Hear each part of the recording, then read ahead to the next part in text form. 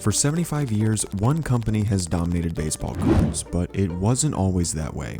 The Topps Company began as a small tobacco business run by a father and his 4 sons that struggled to make a profit, eventually rebranding into what we know today, a sports card business which generates over $1 billion a year in an industry worth hundreds of billions. Spearheading that revenue is their long-standing relationship with the MLB selling baseball cards. But how did this small failing tobacco store pivot to selling baseball cards? Did they know this decision would save their business from going completely bankrupt? Or was this just a last-ditch effort to keep their dream of owning their own business a reality? In this video, we cover over 100 years of history behind the success of Topps, where Topps nearly lost everything, and what the future of Topps could fundamentally change how people invest their money. Before we begin, if you enjoy the video, hit that like button. Now, let's find out how Topps built and nearly lost one of the biggest consumer markets of the 21st century. Beginning in the early 1890s, we find a man named Morris Chigirinsky, a Russian immigrant who had traveled to the US in search of a better life. Morris found a job through a business selling tobacco named the American Leaf Tobacco Company in Boston. For several years, Morris worked hard and did pretty well for himself, allowing him to settle down and grow his family with his wife Rebecca. In 1897, Morris's son Philip was born. Philip was the oldest of the 4 boys that Morris would end up having over the next 5 years. Morris's second son Abraham, or Abram for short, came just a year later in 1898. His third son Ira in 1900, and last but not least, his 4th son Joseph in 1903. It sounds like things are going well, but anyone who knows kids knows they are expensive, and Morris now had 4 of them to take care of. Morris was gonna need more money, and the tobacco store was paying him a decent wage, but it just wasn't enough. So it took a few years and a sizable bank loan, but by 1908, Morris bought the American Leaf Tobacco Company and became the sole owner of it. Now bringing in all the store's profits, Morris was able to provide for his 4 children and give them the life they deserve. Throughout the next several years, the 4 brothers would go on through education and even serve in World War I. After their service was over, they came back home and continued their education. Now under the last name Shorin, not sure when or why they changed their last name or if it was their last name all along, 2 of the brothers, Ira and Joseph, attended college to study business, hoping to own their own one day. It's not well documented for the other 2 brothers, Abram and Philip, but I think it's a safe guess they did their own form of college education as well. As they finished up their education, they helped their father Morris to keep the tobacco store up and running. Joseph even went on to own several convenience stores in the area, putting his newfound business knowledge to work in his father's business. However, by the mid to late 1910s, business started to decline, but not in the way that you would think. They were actually making pretty decent sales, but business was being forcibly taken away because the US government came to Morris and his family due to a violation of the Sherman Antitrust Act, which prohibited the creation of monopolistic practices. To create a monopoly, and no, not the board game, you have to have a severe hold on the market you're selling in. For Morris's tobacco business, they were holding a majority stake in tobacco sales across the area in multiple locations, effectively creating a tobacco monopoly. With the government hounding the Shorin family to break up or even close their tobacco stores, they couldn't focus on keeping the business as lively as it used to be. And now with very few stores to work with, and it could have even just been 1 by this point, I'm not too sure, decisions had to be made about the future of the business. With the tobacco business failing, the Shorin brothers needed a new idea if they wanted to keep their business dreams alive. So looking at new markets to try, the Shorin brothers found this new treat that was getting a lot of attention across town. It was these small strip packages that contained a sweet elastic substance called bubblegum. It was perfect. But why? Because switching their business to bubblegum would not only keep some of their existing customer base that may want to substitute unhealthy tobacco products with something better, but also bring a new customer base as well: little kids. Honestly, I don't know if that was their intention, but it sounded funny and makes sense, so we're rolling with it. So they had their new product, but they needed a name for their new business since they could no longer use the American Leaf Tobacco Company if they weren't going to sell tobacco. Would they just change it to the American Bubblegum Company? Nope, they went straight to the Topps Company branding we know today. But how did they associate bubblegum with the word Topps? They called their brand Topps because they wanted to associate their product with top quality in their market. And from what I can find, this bubblegum Tops business started in the late 1930s, and the business still managed to do pretty well despite changing from tobacco to bubblegum. It wasn't an instant blow up like, for example, the Lay's company did in the 1930s, but it was sustainable enough for the Shoren brothers to live comfortably. Shortly after the Tops brand began, the world was thrust into the second and most profound world war humanity has seen. Led by everyone's hatred of this guy, a large proportion of the world was sent to take him down. Believe it or not, but the Tops brand actually played a part in assisting in World War II, and they did so by supplying soldiers with their bubblegum in ration kits. This allowed soldiers on all fronts to get a good source of sugar, and since chewing bubblegum is a great method to ease stress, it helped calm soldiers who were facing death every day. Once the war was over and the government no longer needed to pay Tops for gum rations, money was starting to look a little short.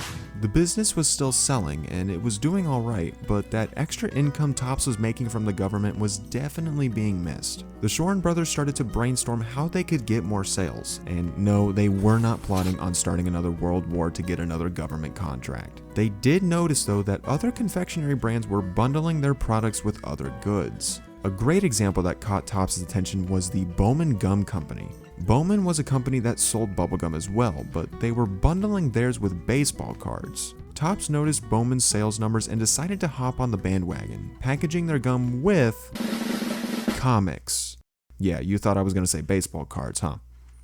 Not yet, but we're getting there. By the way, around this time, Tops Gum was now selling as a brand called Bazooka. Sound familiar? It should, because Bazooka bubblegum is still around today. Anyway, Tops wanted to boost their sales of their Bazooka bubblegum, so they started packaging it with these little comics in every pack. They also started to prioritize the younger demographic more. While this new customer base made a big difference in sales numbers for Tops, it wasn't where they stopped. The baseball card market was getting increasingly more popular, and while it wasn't growing super fast, it was enough to make Tops ponder where they really wanted to shine in their business. Right before the beginning of the 1950s, they had finally made the decision that they were going to sell baseball cards with their gum. Their first iterations were these small cards called redbacks and bluebacks and had famous baseball players etched on them.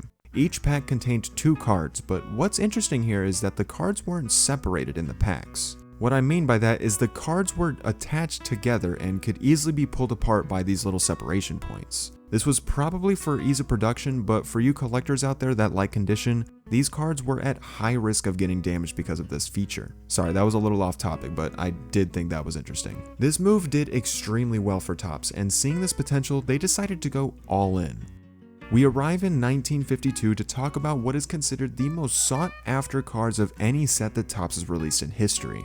This set was designed by 2 men named Cy Berger and Woody Gelman, although Cy Berger was the primary designer for this iconic set. There's this tale that's been passed down for generations that Cy actually designed this entire set while sitting at his kitchen table at home. I like this story because even with Tops making all this money, they hired this humble designer who spent hours designing a baseball card set in his kitchen that will be remembered forever. Woody Gelman oversaw Cy's work and was Tops' art director. Woody was experienced in designing comics and advertisements, so when it came time to polish up the card designs and get them ready for production, he was the guy for the job. This 1952 set has gone down in history as the most sought after baseball card set of all time, but it wasn't like that right out of the gate. The reason this set is so famous is because of how rare it is. There's even an interesting story behind its scarcity. With these early sets, Tops didn't expect them to sell incredibly fast, but in case they did, Tops printed out tons of the sets beforehand and stored them in warehouses to anticipate needing to sell more. Unfortunately, they weren't selling enough to really make a dent in their stored excess of cards. So now they were just sitting on tens of thousands, maybe even hundreds of thousands, maybe millions, and they weren't projected to be sold anytime soon. To make room for the future sets that they would be printing, they did what any rational business would do at the time. Cut your losses and dispose of the extra unwanted product and continue business as normal. So as you may have guessed, they took all the excess cards, yes, including cards like the 1952 Mickey Mantle, and just straight up dumped it all into the ocean. No! Not good! Stop! Not good! It's obviously a heartbreaking story from our perspective, but they didn't know better at the time. They had no idea that a 1952 Mickey Mantle would sell over 50 years later for a whopping $12.6 million. Thankfully, in the coming years, they would actually be selling enough cards to not need to dispose of any extra inventory, so future sought-after cards were a lot less likely to become fish food. Quick commercial break, this video is sponsored by me, and if you like this video so far, you should hit subscribe, that button right there. It's free, makes me feel good inside, and gets me one step closer to one of these. It's so shiny. Now back to the video. The early stages of Topps making these baseball cards came with their fair share of inconsistencies, and I don't mean that in a negative way, I just mean they were experimenting a lot with the early designs. It took roughly 7 or so years to even get the standard sizing of cards that we're used to today. The graphical designs on the cards were different every year too, but they've kept that tradition even today, so I won't go into too much detail on that. This was basically a time for Topps to find out what their consumer base wanted from their cards. It even took a couple of sets before Topps started to add player stats to the backs of the cards, but that was for good reason. In the 1950s, there was obviously no internet, so it's not like Topps could just do a quick search and find each player's stats and add them to their cards. Back then, stat gathering was all manual, with a pencil and paper and all that old school jazz. And with no easy access to getting the stats for all the different players that they were including in their sets, they had to do all of that hard work in gathering player stat and information themselves. The cards' designs and shapes weren't the only problem that Topps was facing though. Remember, they weren't the first to create a baseball card product. Originally, it was pretty peaceful amongst the baseball card competitors, but one move changed all of that. The problem was that baseball players had to sign contracts with these companies to allow the product with their image to be made. And Topps found a very selfish method of getting these baseball players to sign with them, and that was to make contracts that stated the baseball player that they were signing was exclusive to their product alone, meaning no other baseball card company could make officially licensed cards with these players if they were already signed with Topps. Now, if you remember back earlier in the video when Topps was still the tobacco store, they got in trouble for basically creating a monopoly on tobacco products.